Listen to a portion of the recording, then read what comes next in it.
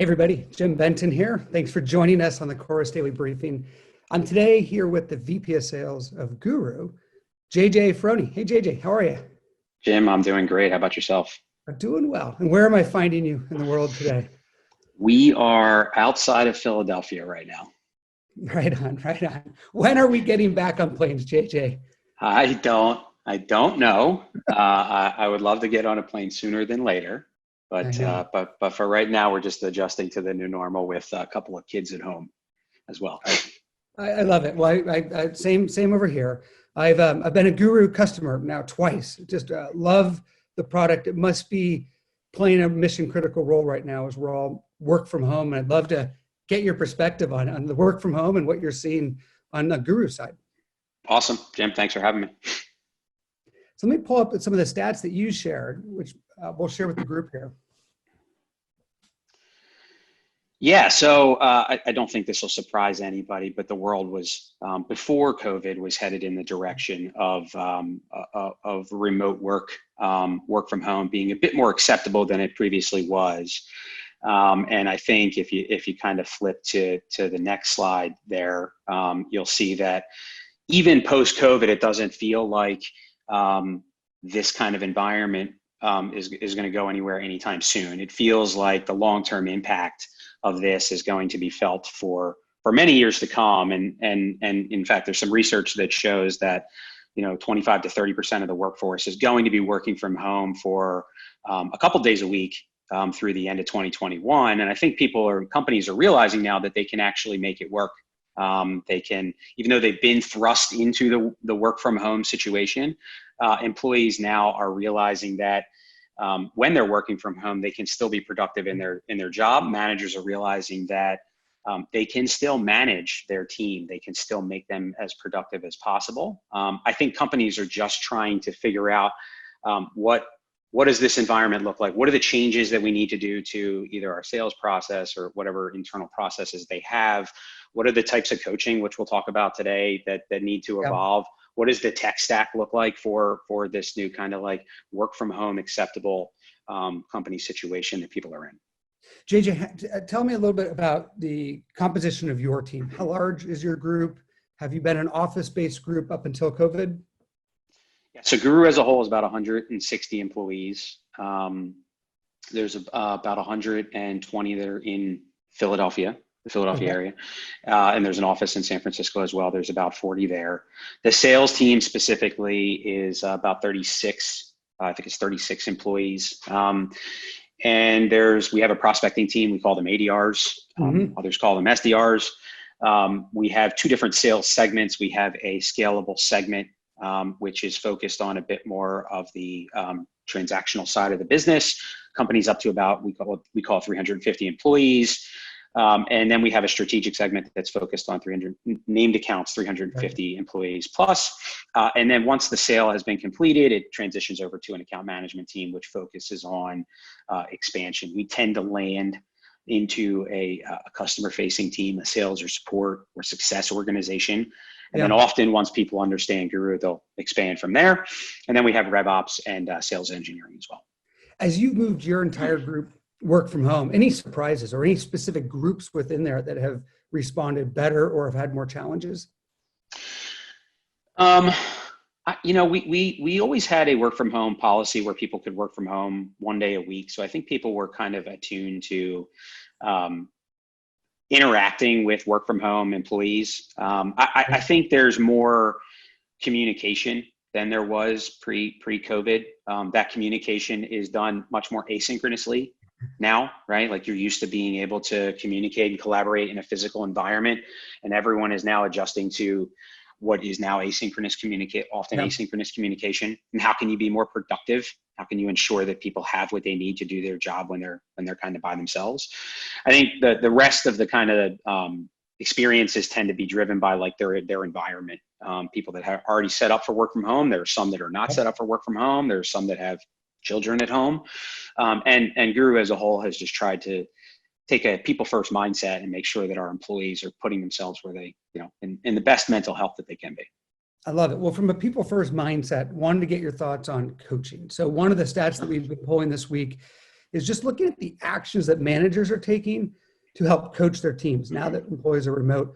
And we've seen a significant improvement, especially if you look at March 16th to today, you just see the steady increase. And around middle of April, we actually eclipsed pre-COVID levels. So there's more management actions, which is reviewing, scoring, coaching, sharing of snippets across their companies. Are you seeing this as well within your group? Yeah, I mean, I think it goes to, as in the remote, when everybody's remote, the asynchronous way that you are coaching via Chorus or empowering them via something like a guru becomes incredibly important, increasingly as critical as in-person conversations, right? And you need it to be productive and avoid burnout. When we survey our sales users, and the things that they say that they need are to be able to have productive conversations and have confidence when they're in front of customers, decreasing the time that they're actually spending pinging subject matter experts for questions. So I think this coaching stat and talking about the amount of coaching that people are doing kind of speaks to both of those things as what is needed for sales reps when they're actually out doing their job. Do you find that has the coaching changed? So what we were doing when we were in the office and the type of coaching we were doing then, are we coaching on different attributes today? Yeah, I mean, I think we've been more flexible I think we're coaching to be more flexible in our sales motion. Guru as a whole, pre-COVID was a bit more of a sales-led motion where we wanted to have discovery conversation, do a demo with a prospect. Yep. Before COVID, we were starting to lean more into product-led growth, which is getting people into the product as quickly as possible so they can understand the value before they have a conversation. I think we are starting to coach more to that. And that's really because we believe that buyers are changing the way they buy. Now that we're mid-COVID, we think that people are going to want to understand the product value and actually experience it before they can go make a business case internally. So a lot of our coaching is going to be around how do we adjust our sales motion to get people into the product as quickly as possible? How do we get them to understand the impact of seeing the product as quickly as possible, and coaching to that? Yeah, I think it's great. As I look at our game film and I look at I was on calls last night with one of our leaders, you're just picking up different signals. You're hearing from the market so much more about their businesses, how they're thinking about the impact of where we are right now and how it's impacting their buying cycles. We're seeing a lot more leaders, senior leadership in the buying side show up on the calls. Is that consistent with what you're seeing out there as well? Yeah, I think the buying process itself has become a bit more structured, hierarchical. People are having to go up multiple levels to actually get approvals now. In our world, we've seen our sales processes extend about 30%. And part of that is because the end of the process tends to require a bit more approvals. People are auditing their technology stack a bit more, keeping the things that are critical and only buying the things that are critical. So yeah, absolutely. We're seeing more people into buying conversations. Interesting, JJ. So you mentioned that as we see more execs joining the calls, you mentioned this before, it's slowing the sales cycle down.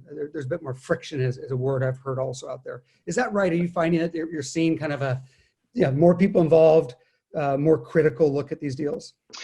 Yeah, I mean, it's only been a month and a half, but yeah, we're seeing the actual the end of the sales cycle require a bit more approvals, and I think that's also why we're leaning a bit as heavily as we are into product-led growth, because them actually understanding and seeing the value in the product makes those conversations a bit easier when your champion does have to go up those levels to talk to someone that actually may not have been involved in the evaluation. So speaking of product-led growth, I love that topic. It's a big area of ways I've done go-to-market motions as well in the past. As we've looked at our data around just outbound and building pipeline, what are some of the experiments that you're doing to build new opportunities today?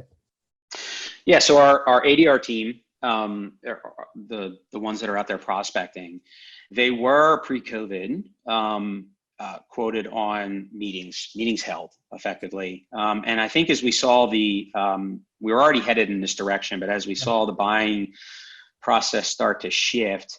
Some of the experience we're running in Q2 are the ADR team is now focused on the call to action of actually account creation. How can we get people, prospects, into Guru as quickly as possible? Because we know that if they get into Guru and they activate by our measure of activation, they are most likely to buy.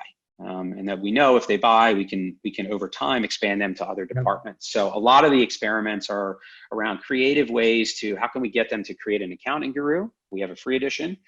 How can we get them to create a personalized video on top of technology that the prospect uses so they can see without actually having to sign up for Guru? Those are kind of the ways that we're experimenting with in Q2. I mean, I love it. You're building up incredible amount of value in areas where people don't have to immediately pay, but they're getting through the sales cycle. And We're so trying. when you need to unlock it, it's pent up demand. Ideally, that comes over the line. Yep.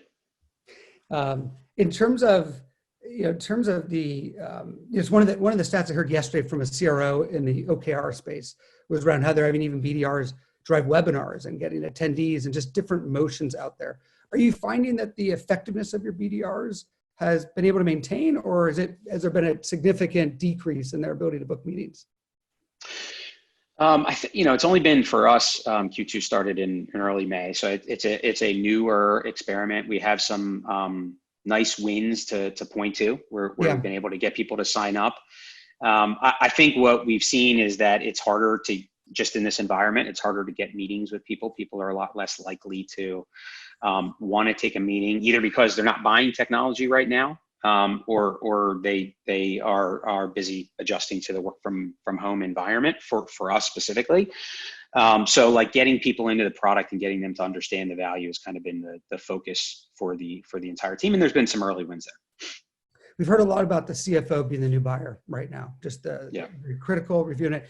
Any changes to how you're presenting proposals and how you're preparing economic buyers to work through the CFOs? So Guru as a whole has always been focused on business outcomes. So we're a collaborative knowledge management solution. We get compared to the likes of a SharePoint, and which tend to be really broad fit, not focused on a business outcome. So when we go in, we really try to help a sales team or a support team or success team who we sell to understand the value of knowledge to them, not just it's knowledge on a portal. We help them understand that, hey, this will decrease your average sales cycle because you can answer more questions on a call. You can increase your ACV by being more knowledgeable, your sales reps being more knowledgeable and confident when they're talking to them. And we help them try to build to business outcomes they care about. And we've kind of always done that.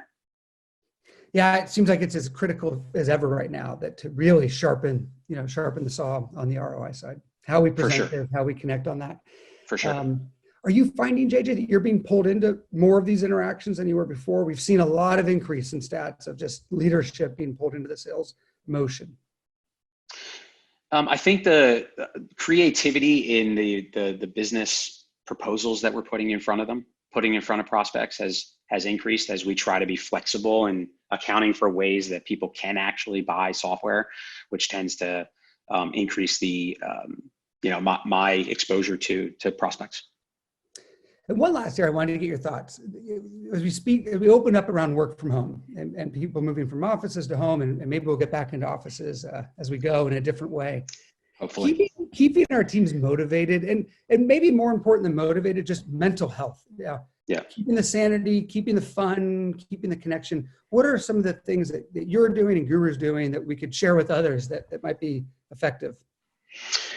Yeah, I mean, Guru's always been focused. The number one OKR we always have at Guru for every quarter is around people, and making sure that the team feels motivated and wanting to work at Guru. And I think that a lot of people say that, but Guru is really focused on it. We try really hard to make sure that they feel my job is to make sure they feel like they're in an environment where they can be supported and successful. Guru as a whole has decided to give every employee at the company the next 4 Fridays off, because we felt like as much as we were telling sales reps and everyone else at the company, it's totally okay to take off in this work from home environment. No one was taking off because they didn't have anywhere to go.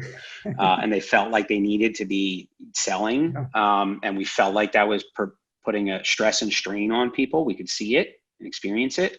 So we decided to just shut it down and force everybody to take off and get some downtime. So I think on the motivation front, we take a long-term view. Is like, what are ways we can avoid burnout, make sure that people feel like they can sell not just today, but a year from now and be successful at Guru. How was the Friday experience worked out? Have you had a Friday off yet? Yeah, last Friday, and Okay. and then tomorrow and the long weekend. Yeah. It's been great so far. The only questions we've had internally is specifically on the sales team, which tends to be a bit more activity driven, is, does that mean we need to now fit 5 days of work into 4-day work week? And we've had to coach to that it's okay, that the leadership team is okay with the fact that we understand the implications of this, and we feel like it's the right thing for the business long term. Yeah. I think it makes a ton of sense. I appreciate you guys doing that. I'm curious if there's any other tactics you've done on the sales side to sort of help them weather the storm. You were mentioning some of the changes to the goals and et cetera.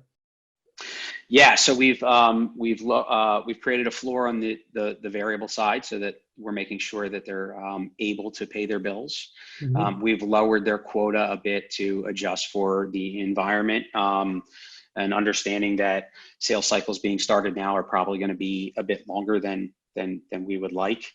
We're trying to do our best to make sure that they can focus just on selling, and eliminate a lot of the stressors that come from working from home. They can reach out to our people ops team to set up kind of a work from home space if they don't have one that's really conducive to selling. So the team as a whole is trying to create an environment where they can just focus on selling, and then from there we're just focused on like how do we mitigate all the risks associated with a company buying, so they can actually feel like they can be successful selling in this environment.